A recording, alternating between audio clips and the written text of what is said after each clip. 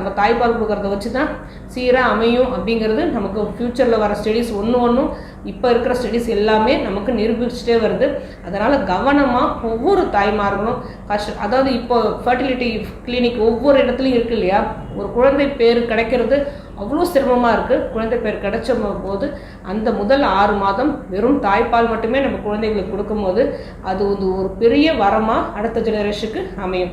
இதை கவனமாக நம்ம எடுத்துக்கணும். இந்த தாய்ப்பால் சீராக சுரக்கலாட்டியும் சித்த மருத்துவர் அடங்கி அதுக்கேற்ற மருந்துகளும் சேர்த்து உணவோடு சேர்த்து நம்ம சேர்த்து சாப்பிடும் போது இந்த பிரச்சனையும் நிறையா அவங்களுக்கு நீங்கிடும். சீரான உடற்பயிற்சியும் அவங்க செய்யணும், மனதையும் ஃப்ரீயாக வச்சுக்கணும், ஸ்ட்ரெஸ் இல்லாமல். இந்த மாதிரி உணவும் சித்த மருந்துகளும் சேர்ந்து சாப்பிடும் போது நம்ம குழந்தைகளுக்கு தாய்ப்பால் சீராக சுரந்து அவங்க எதிர்காலத்தை நல்ல விதமாக நமக்கு அமைச்சு கொடுக்குற முக்கியமான சொத்தாக அமையும்.